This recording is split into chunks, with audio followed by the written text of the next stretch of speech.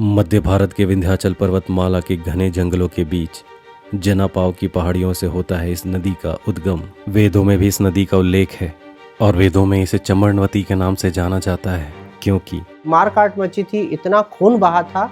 चमड़े से जब खून निकला तो वो चर्मणावती नाम की नदी बहने लगी। जनापाव की पहाड़ी पर ब्रह्मकुंड से उद्गम होने के पश्चात यह धरातल पर पहुंचती है, परंतु बहुत कम लोगों ने ही इसके पहले स्वरूप को देखा होगा, जहां हम आपको लेकर चलेंगे। इस नदी के उद्गम स्थल का भूगोल और आस्था का एक बड़ा गठजोड़ है। यहाँ से उज्जैन महाकालेश्वर और ज्योतिर्लिंग ओंकारेश्वर दोनों के बिल्कुल बीच सेंटर में है। यहाँ दोनों की दूरी बराबर है। प्रकृति, पेड़ पौधे, जीव जंतुओं और चंबल के बीहड़ की प्यास बुझाते हुए यह नदी लगभग 1024 किलोमीटर का सफर करते हुए यूपी के जालौन जिले में यमुना में समाहित हो जाती है। यह है चंबल नदी का उद्गम स्थल।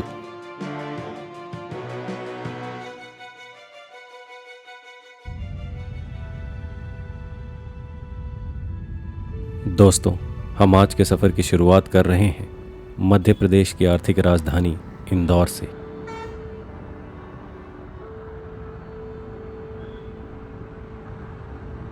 और हम इंदौर से लगभग 25 किलोमीटर दूर बसे महू जा रहे हैं, जिसका कि ऑफिशियल नाम डॉक्टर अंबेडकर नगर है, जो कि भारत रत्न डॉक्टर BR अंबेडकर जी की जन्मस्थली भी है।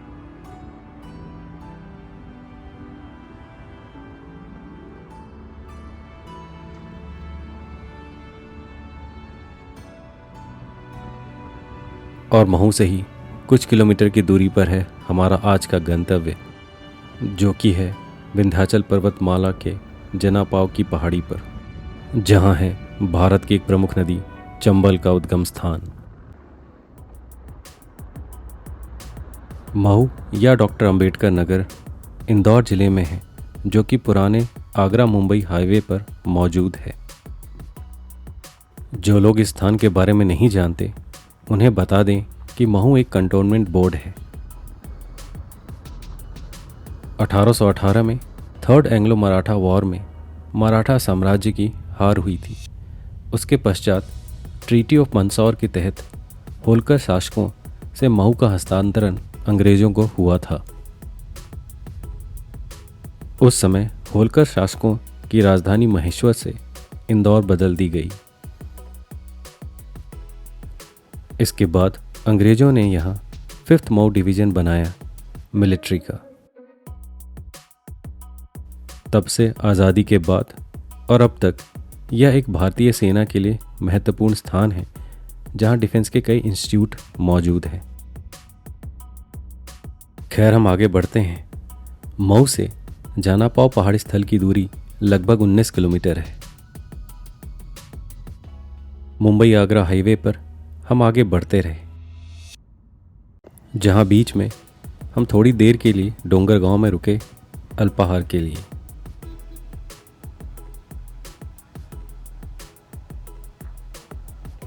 और उसके बाद बस थोड़ा ही आगे बढ़ने पर हमें विंध्याचल पर्वतमाला नजर आने लगी थी।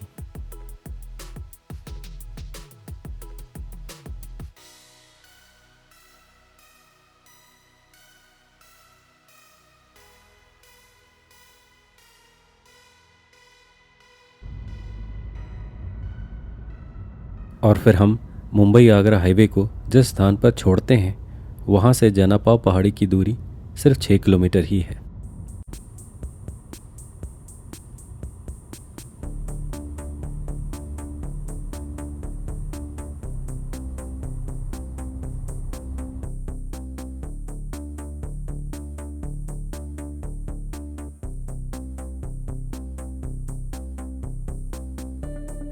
विंध्याचल पर्वतमाला की गोद की तरफ बढ़ते हुए आप देख सकते हैं कि लैंडस्केप बदलने लगता है और हम जंगल और गांव के बीच से बने हुए रास्तों से आगे बढ़ने लगते हैं।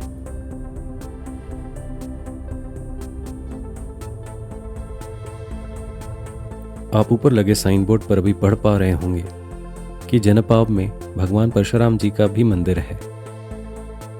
और जनापाव का और परशुराम जी का लोक कथा के अनुसार क्या रिश्ता है, यह हम आपको आगे बताएंगे।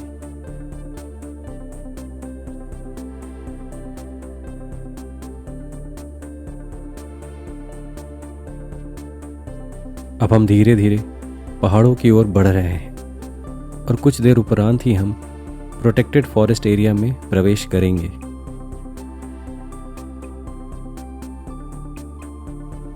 हम अब रिजर्व फॉरेस्ट एरिया में प्रवेश कर चुके हैं और अब हम थोड़ी देर की चढ़ाई के बाद जल्द ही उद्गम स्थान तक पहुंच जाएंगे।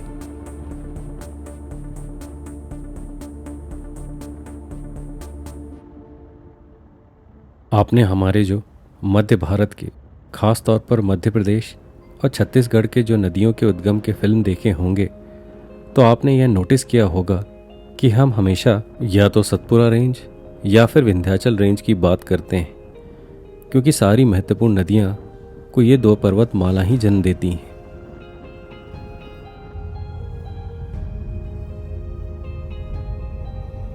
और सामने जो आप विंध्याचल पर्वतमाला देख रहे हैं उसे थोड़ा कॉम्प्लेक्स माना जाता है, साथ ही वह डिसकंटिन्यूस है, मतलब इस रेंज की सारी पहाड़ियाँ जुड़ी हुई नहीं हैं जैसा कि आमतौर पर किसी भी पर्वतमाला का होता है। और पुराने समय में इसे भारत के उत्तर और दक्षिण के बीच का क्षेत्र माना जाता था। हम पहुंच चुके हैं जनापाव पहाड़ी के ऊपर, जहां चंबल नदी का उद्गम स्थान है। वैसे इस पहाड़ का ऊपरी भाग यानी टेबल टॉप उम्मीद से बड़ा है और उद्गम स्थान एक गेटेड क्षेत्र में है। यहाँ पर पार्किंग के लिए भी काफ़ी स्थान है।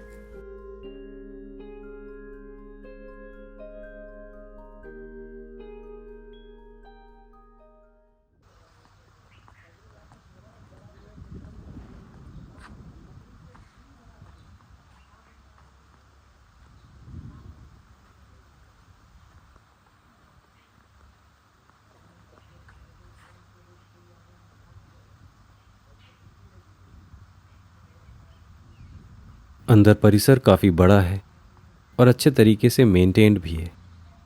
यहाँ बहुत सारे मंदिर हैं, पर हम सबसे पहले उद्गम कुंड की तरफ चलते हैं।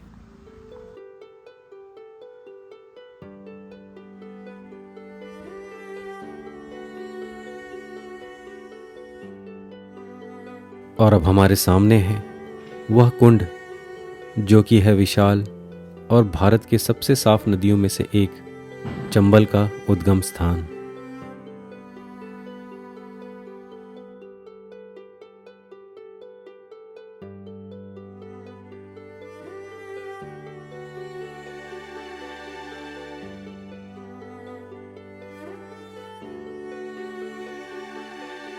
हम आपको हमारे रिसर्च के द्वारा मिली जानकारी के आधार पर इस स्थान के बारे में बताने वाले थे, पर यहाँ के मुख्य पुजारी जी ने भूगोलिक, वेदों और आस्था के अनुसार जो जानकारी दी वह काफ़ी प्रभावपूर्ण है, इसलिए यह उचित होगा कि हम उनको ही सुने।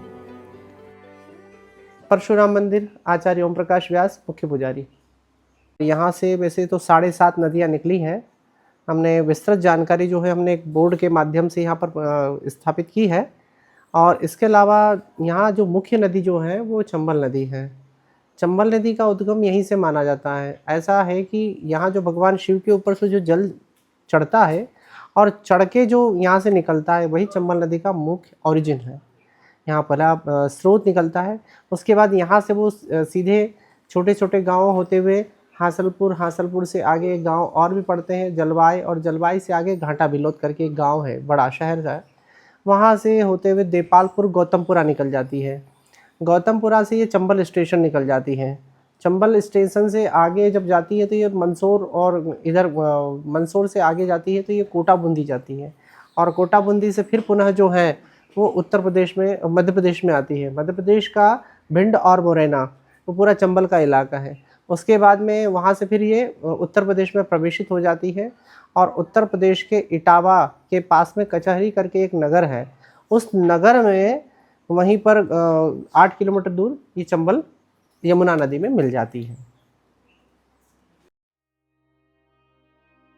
हमने आपको कुछ देर पहले बताया था कि लोक कथा के अनुसार इस स्थान का भगवान परशुराम के साथ गहरा रिश्ता है, और इसी वजह से यहाँ एक मंदिर भी बना है परशुराम जी का।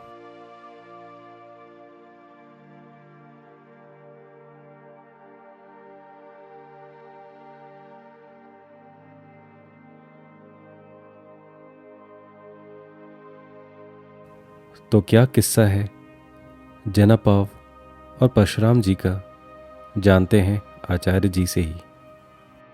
ये भगवान परशुराम जी की जन्मस्थली है और इनके पिताजी जमदग्नि ऋषि और माता रेणुका की तपस्थली है। और ये जो वन प्रदेश जो है वो सारा ही औषधियों से घिरा हुआ है। यहाँ भगवान परशुराम जी का दिव्य विग्रह स्थापित है जो आप सामने देख सकते हैं। और इसी के सामने भगवान उनके गुरुदेव जो हैं भगवान शिव जो है वो जमदग्नेश्वर के नाम से यहाँ प्रसिद्ध है, जो 2500 वर्ष पुराना जो मंदिर स्थापित है। इससे पहले जो शिवलिंग है वो कितना पुराना नहीं पता, किंतु ऐसा माना जाता है कि ये जो शिवलिंग है ये लगभग भगवान परशुराम जी के पिताजी जमदग्नि द्वारा स्थापित शिवलिंग है, इसीलिए इसका नाम जमदग्नेश्वर महादेव पड़ा।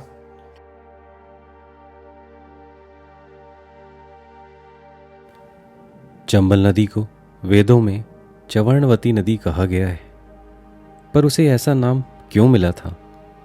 तो इसका जो पौराणिक नाम जो है वो चर्मणवती नाम है। अब इसका नाम ऐसे कैसे पड़ा होगा?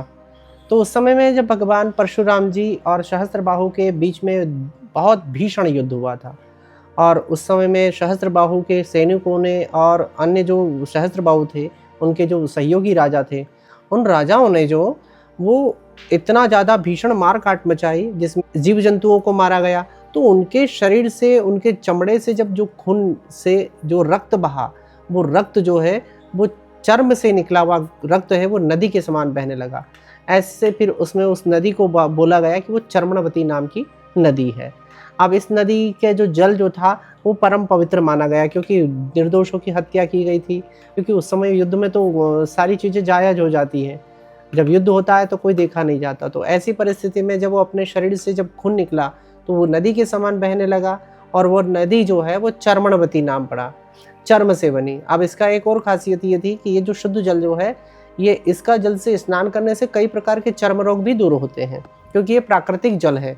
और ये पूरा जो वन प्रदेश है ये पूरा औषधियों से भरा हुआ है, क्योंकि इसका प्रमाण इस बात से मिलता है कि जो जमदग्नि ऋषि थे वो यहीं पर अपनी तपस्या करते थे। और उस तपस्या का कारण है कि इनकी ऋषि परंपरा में ये जो ऋषि थे, इन ऋषि में वो सर्जरी के डॉक्टर थे, वो जमदग्नि ऋषि। अब जमदग्नि ऋषि की ऋषि परंपरा में ही वो सर्जरी के डॉक्टर थे, तो स्वाभाविक है कि जो डॉक्टर हो या वैद्य हो वो ऐसी जगह ही रहना पसंद करता है जहाँ वो चीज़ें आसानी से उपलब्ध हो जाए। तो ये जो सारा वन प्रदेश था, इस वन प्रदेश में बहुत सारी औषधियाँ पाई गई।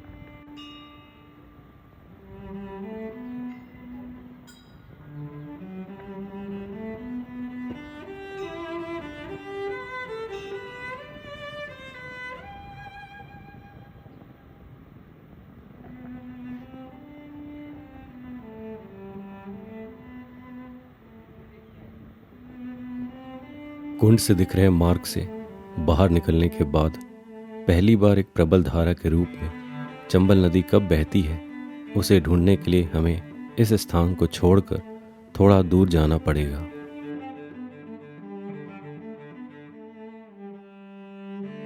लोगों ने हमें बताया कि यहाँ से थोड़ी दूर एक पंचमुखी हनुमान मंदिर है, और वहाँ से जंगल की तरफ लगभग 100 फीट नीचे उतरना होगा, तभी हम पहली बार बहते हुए देख सकते हैं चंबल नदी को। और हम निकल पड़े उस धारा की खोज में।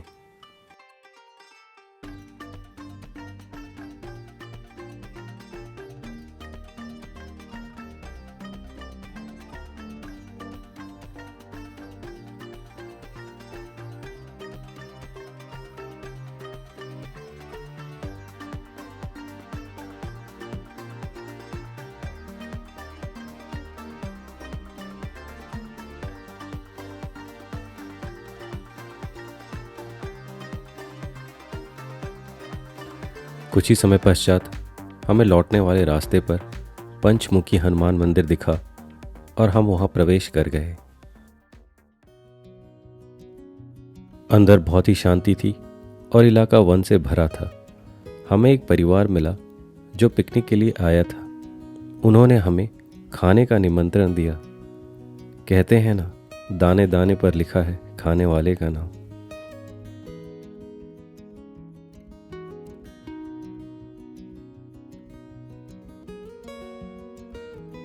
खाने के बाद तुरंत ही हम अपने कार्य पर लग गए। इस परिवार के अलावा वहाँ और कोई दिख नहीं रहा था जो हमें धारा तक पहुँचने का रास्ता बता सके। तो हम हनुमान मंदिर गए।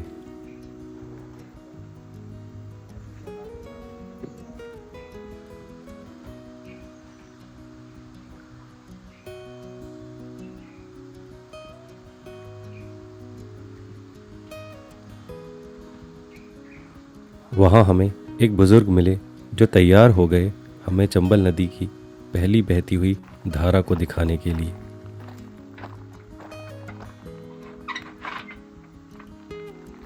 जंगली जानवर का अपन भरोसा नहीं कर सकते ना।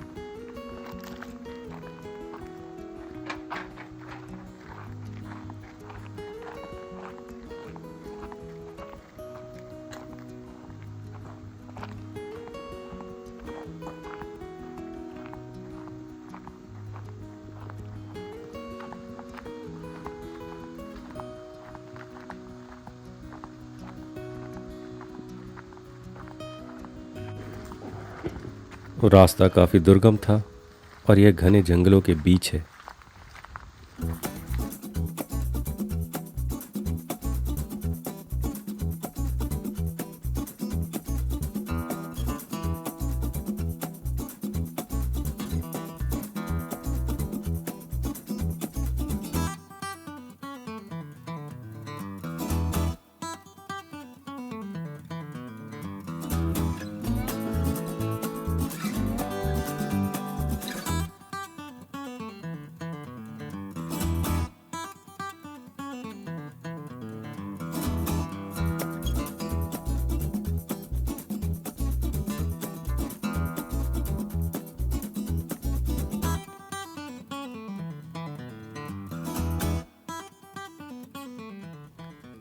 आखिरकार हम पहुंच गए उस स्थान पर जहां आप देख सकते हैं चंबल को पहली बार बहते हुए एक नदी की तरह। शायद इस दृश्य को फिल्माने वाली स्पॉटलाइट पहली कैमरा टीम है। यहाँ से ऊपर वह उद्गम कुंड वाला स्थान भी आप देख सकते हैं जहाँ से यह धारा बहती हुई आई है। बाबा जी ने हमें ऊपर के स्थान के बारे में एक और ख़ास बात बताई। ये जमनतगिनी आश्रम है, भगवान भोलेनाथ का मंदिर है यहाँ पे। इस मंदिर की विशेषता ये है कि यहाँ से उज्जैन महाकालेश्वर और ज्योतिर्लिंग ओंकारेश्वर दोनों के बिल्कुल बीच सेंटर में है। यहाँ दोनों की दूरी बराबर है यहाँ से। अगले चरण में हम धारा के साथ आगे बढ़ेंगे जंगल के अंदर, ताकि यह पूरी तरह से स्टैब्लिश हो जाए कि यह चंबल की ही बहती हुई धारा है और कोई रुका हुआ पानी नहीं। चलिए हमारे साथ इस छोटे से सफ़र पर।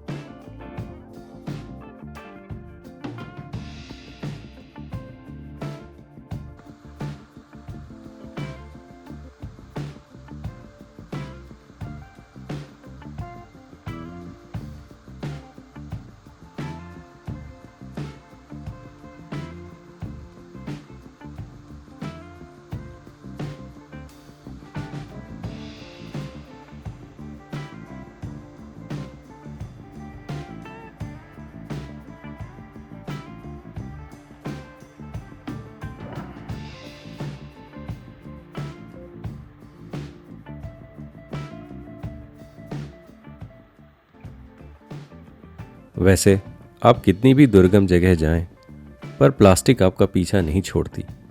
हमारा लोगों से फिर निवेदन है कि नदियों को साफ रखें, क्योंकि वह है तो हम हैं। आगे बढ़ते हुए शायद हम अब छोटे से स्थान पर पहुंच गए, जो मान लीजिए चंबल के ऊपर एक पहला छोटा पुल है।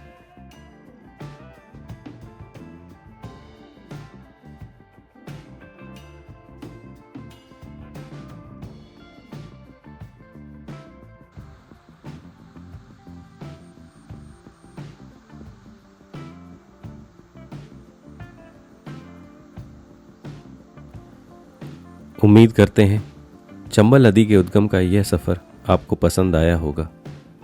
इस सफ़र को हम और आगे बढ़ाएंगे और धन्यवाद करना चाहेंगे उन लोगों का जो हमारी मदद करते हैं आप तक इस सफ़र को पहुंचाने के लिए, और शायद यही है स्पिरिट ऑफ इंडिया।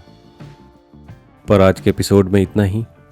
इसी के साथ हम आपसे विदा लेते हैं, इस वादे के साथ कि अगले हफ्ते आपसे फिर मुलाकात होगी।